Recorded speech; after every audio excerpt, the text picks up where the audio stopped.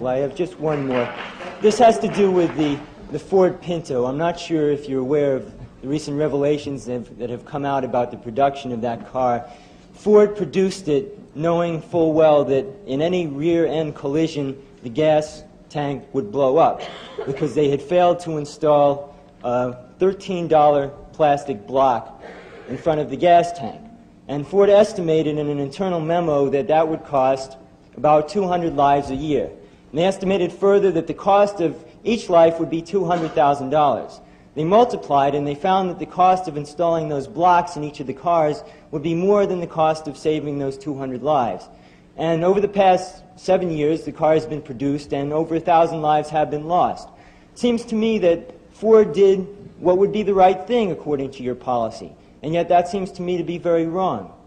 Well, let me ask you, let's suppose it would have cost $1 billion per person. Should Ford have put them in nonetheless?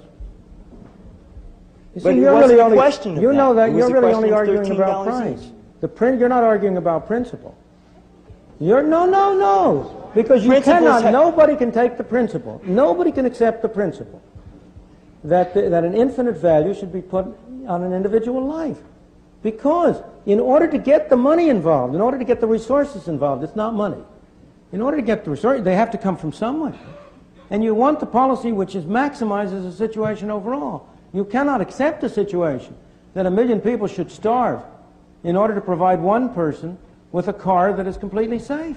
That's absolutely right. Right. And therefore, you're not arguing anything about principle. You're just arguing whether Ford used $200,000 was the right number or not. No, I'm not arguing Suppose that it were at all. $200 million. No. Suppose it were $200 million. What should Ford have done? $200 million for what? Suppose it would have cost $200 million per life saved. Should Ford still have spent that $200 million? You mean per... That's not the question. That's not really the question. Yes, it is a question. That's not the question. Because Yes, that's the they should principle of have. the question. That's the only principle involved. I don't know whether Ford came to the right question answer or is, not. That's a question of whether these numbers are valid numbers for the relative costs of different things. You're not arguing about a principle if you once agree with me that if it had been $200 million, the cost per life saved would have been $200 million. You would not argue.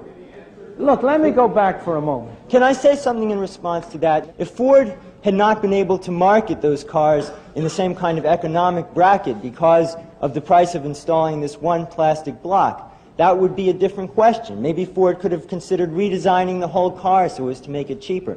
But what we're talking about is balancing advantages and balancing principles. And that's why Just a minute. You're only talking I'm a about supporter of abortion. Therefore, I don't believe that every single human life is sacred. I believe that principles have to be balanced. And yet, I don't see Ford spending $13 less on each car at the cost of 200 lives a year as being a principled position to take, and yet I think your logic suppose it had requires been it. one fewer life a year. So that the $13 per car, so that that one life, instead of being 200 times, what's 200 times 200,000? It's 40 million. Suppose it had been one life a year, so that it cost 40 million. Would it then have been okay for Ford not to have put in that block? You can't predict that one life is going to be cost because of a physical defect in the car. This was a clear... I know, but you're evading the question of principle. No, I'm not. I'm saying that they knew before they put the car out that there was a mechanical defect in it. You know when you buy a car, you know that your chance of being killed in a Pinto is greater than your chance of being killed in a Mack truck. No, I didn't. I didn't know that the gas tank would rupture.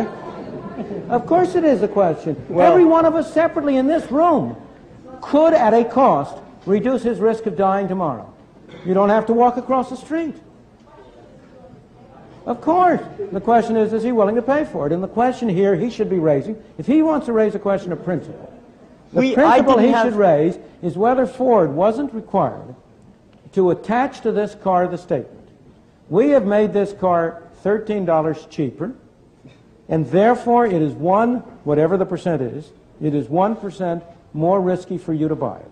But why? Now then he would be arguing a real question of principle. Why should they do that? Doesn't that interfere with the free enterprise system that you're touting? Why not? Because the consumer should be free to decide what risk he wants to bear. If you want to pay $13 extra for that, you should be free to do it. If you don't want to pay $13...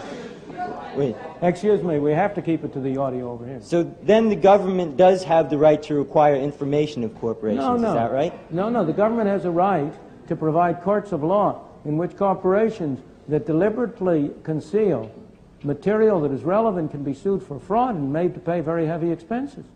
And that is a desirable part of the market, of course. What I'm trying to say to you is that these things are really a little bit more subtle and sophisticated than you are at first led to believe. There are no, you can't get easy answers along this line, because your way of putting it really only doesn't really get at the fundamental principles involved. The real fundamental principle is that people individually should be free to decide how much they're willing to pay for reducing the chances of their death. Now, people mostly aren't willing to pay very much. I personally regard this as very, very illogical. I see people on all sides of me smoking. Now, there's no doubt, nobody denies that that increases their chance of death. I'm not saying they shouldn't be free to smoke, don't misunderstand me. I just think they're fools to do it. And I know they're fools because I quit on the basis of the evidence 18 years ago. But that's the real issue.